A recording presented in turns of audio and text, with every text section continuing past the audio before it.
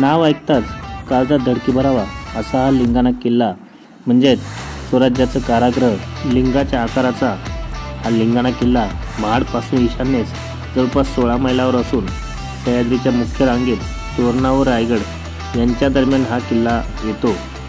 महाराष्ट्रातील अवघड श्रेणीमध्ये समजला जाणारा हा लिंगाणा किल्ला आहे।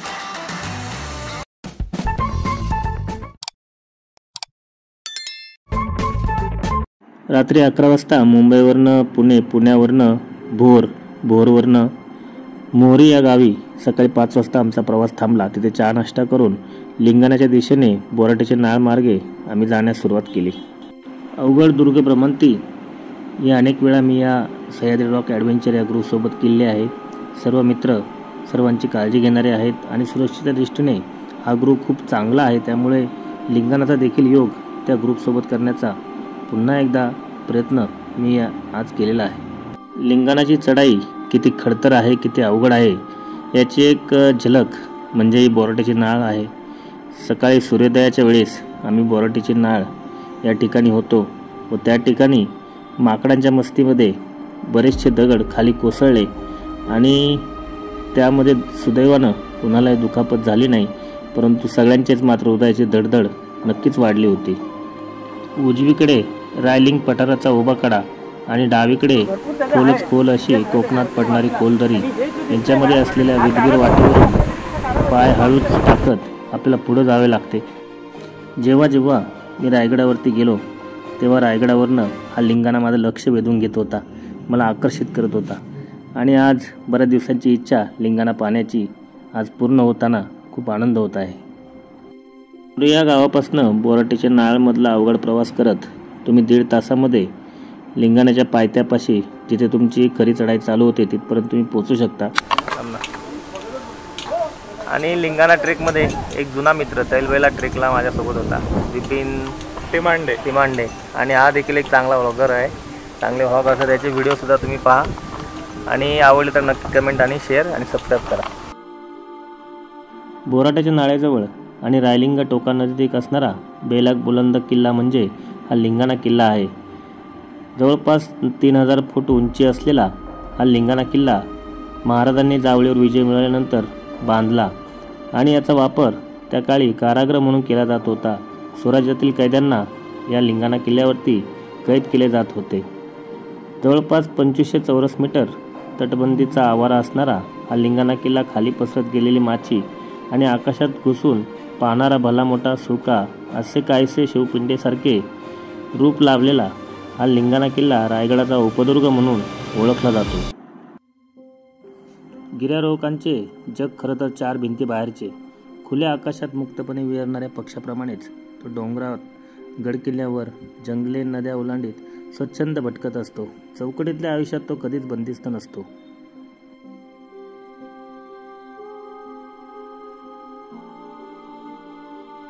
रायलिंग पठाराचा कडा आणि लिंगाणा किल्ला यामधील जी खिंड आहे छोटीशी म्हणजे लिंगाण्याचा पायथा, त्या ठिकाणी क्षणभर विश्रांती घेऊन आमचा लिंगाणा सर करण्याचा थरार सुरू झाला होता। आज निसर्गाने सकाळीच रौद्ररूप धारण केले होते। असह्य होणारी हवा आणि त्यातनं लिंगाणा किल्ल्याची अवघड चढाई जीवघेणी ठरत होती।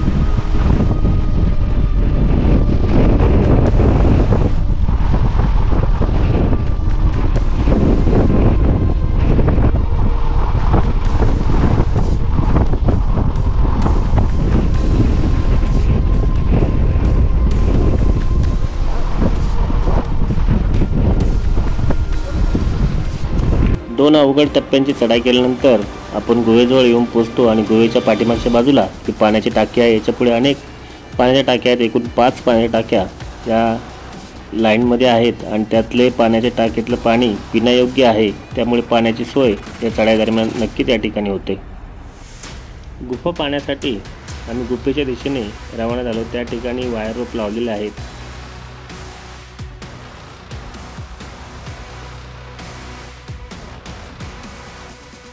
महाराष्ट्रामधील सर्वात अवघड किल्ला म्हणून ज्याची ओळख आहे हाच तो लिंगाणा किल्ला आहे। याची निसरडी पायवाट, निमुळता रस्ता आणि खडतर अशी चढाई यामुळे हा किल्ला खरं तर अवघड श्रेणीमध्ये गणला जातो. 16 मिनिटात लिंगाणा किल्ला सर करण्याचा जो रेकॉर्ड ज्यांच्या नावावर आहे ते शिलेदार ग्रुपचे सागर नलावडे यांच्या किल्ल्यावरती या चढाईदरम्यान भेट झाली.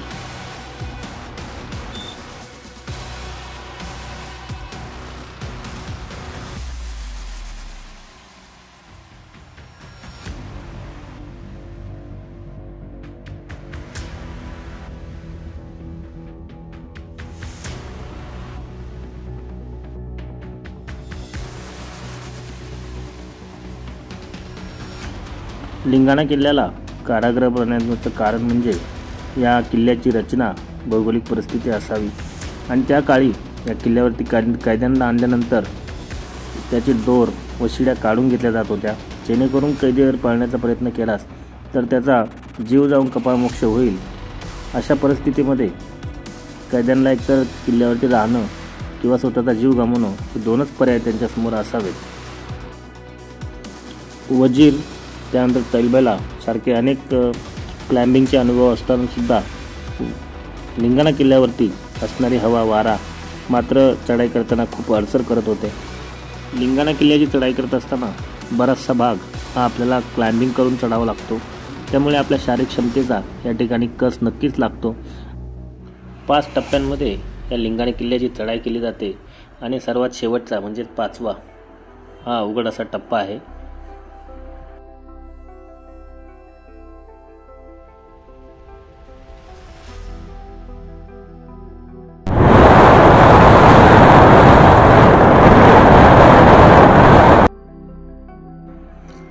यशस्वीरित्या चढाई करून माथ्यावर पोचलो आणि समोर वाऱ्यावर फडकणारा परमपवित्र भगवा ध्वज पाहून सर्वात थकवा जणू नाहीसा झाला.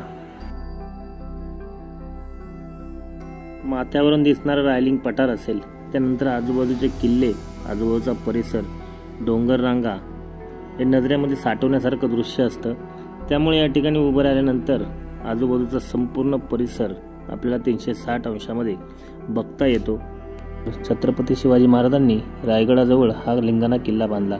इथल्या गुहेत जे जुने कारागृह होते त्यात एका वेळेस जवळपास 50 कैदी ठेवले जात होते आणि 1665 सालच्या पुरंदर तहामध्ये रायगड आणि त्या परिसरातले किल्ले लिंगाणा व किल्ले बांगकोट महाराजांकडेच राहिले होते. या सुळक्याच्या पूर्वेला राजगड आणि तोरणा तर पश्चिमेस दुर्गेश्वर रायगड किल्ला आहे. गडाचे क्षेत्रफळ सुद्धा फार कमी आहे, म्हणजे जवळपास 250 चौरस मीटर एवढे याचे क्षेत्रफळ आहे. स्वराज्याचं कारागृह असणारा हा लिंगाणा किल्ला आणि हा लिंगाणा किल्ल्याचा एकदम माथ्याचा भाग म्हणजे वरचा भाग आणि परमपवित्र फडकत असलेला हा भगवा ध्वज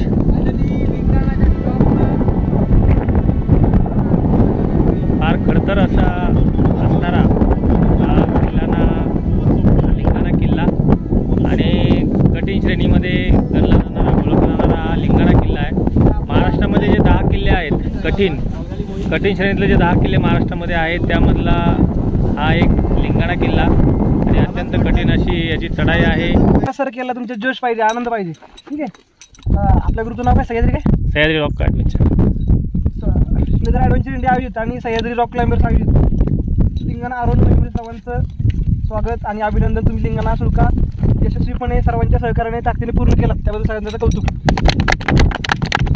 5 मिनिटं सर्व माहिती सांगतो शांतपणे ऐका. काय होतं, आपण एखाद्या किल्ल्यावर जातो, एका शुल्का जातो, फक्त जातो, फोटो काढतो, व्हिडिओ काढून जातो, तर त्या बऱ्याच जणांना या ठिकाणी परत येणं होत नाही. तर तुम्ही तो निसर्ग डोळ्यात साठवायला शिका, तो किल्ले त्यांना वाटत आसपास बाग बघायला शिका. ज्यावेळेस तुम्ही एखादी गोष्ट खालून बघता, जेव्हा परत वरून खाली बघतात, त्यावेळेस वरून खाली बघताना ती गोष्ट आपल्याला सांगता येते ना की ते गाव आहे, ही ती वाट आहे, तो आनंद किंवा ती माहिती खूप महत्त्वाची असते. तीच आपण पुढच्या पिढीला रोटेट करू शकतो, ती माहिती असली पाहिजे. ठीक आहे, समोर आपल्याला दिसतोय दुर्गेश्वर रायगड.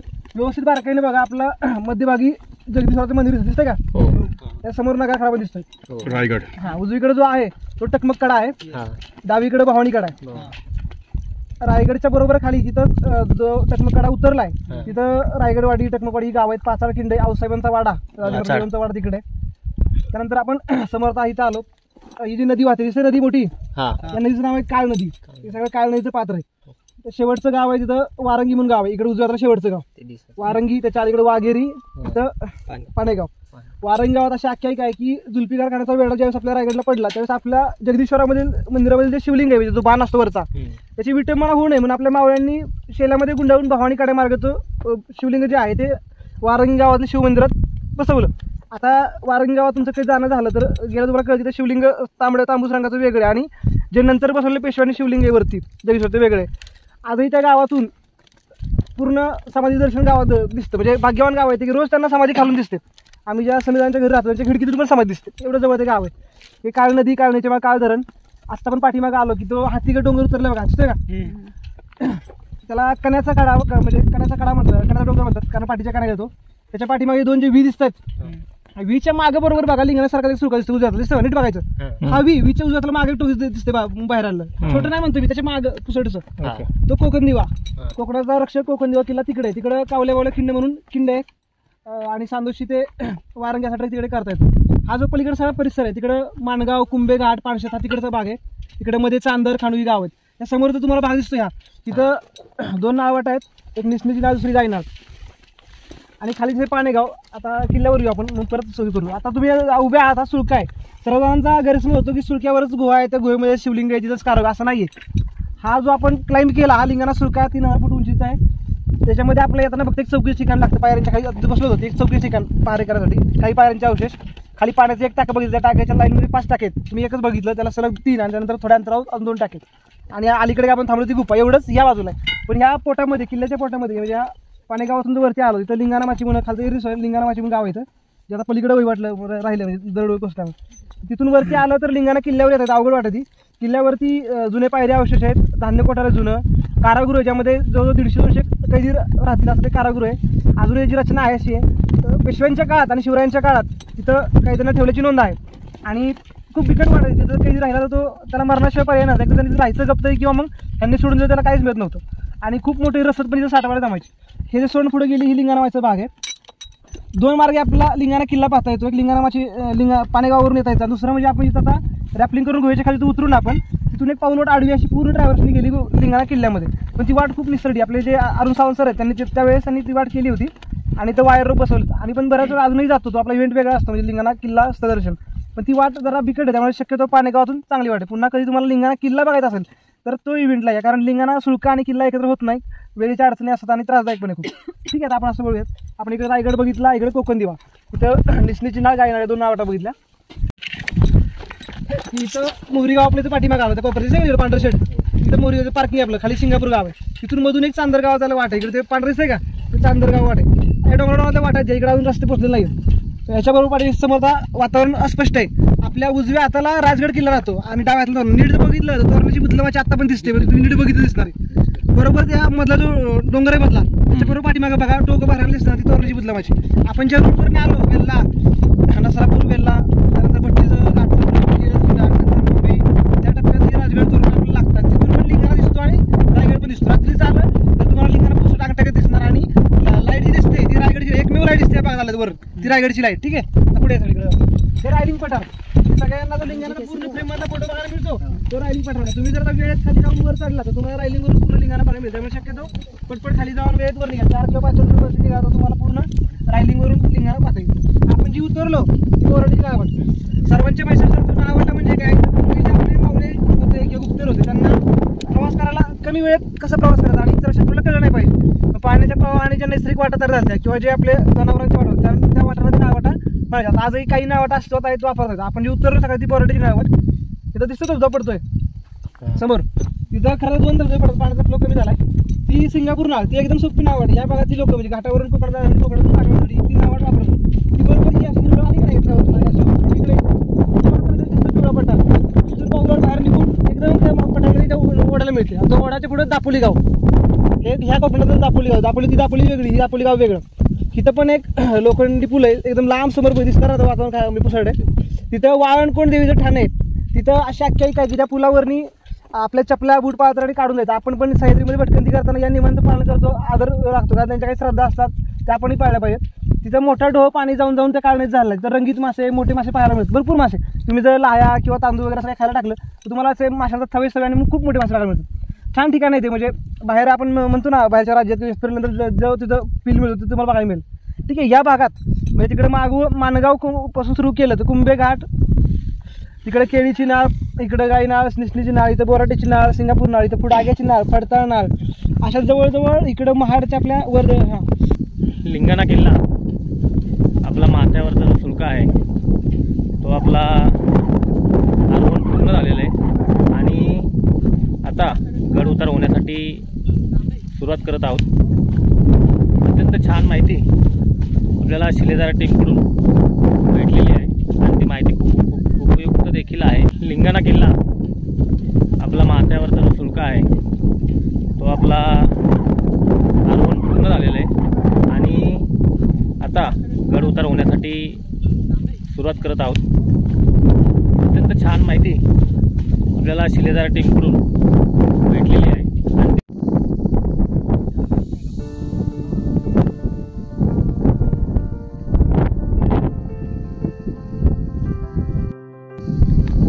स्वराज्याचा जाणारा लिंगाणा किल्ला याची उंची समुद्र सपाटीपासून जवळपास 3000 फूट एवढी याची उंची आहे लिंगाणा किल्ल्याची.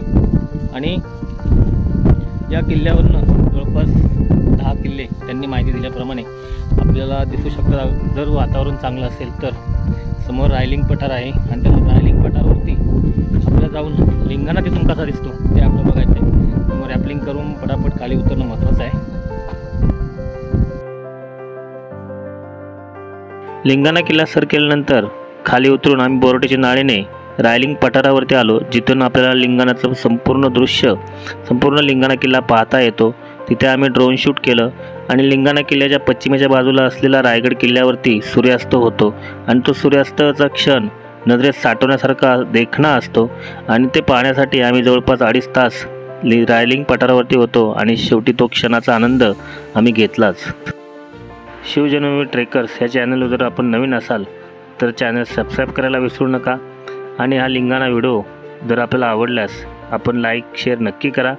लवकरच भेटू आणखी एक नवीन किल्ल्यावरती. तोपर्यंत जय हिंद, जय महाराष्ट्र, जय शिवराय.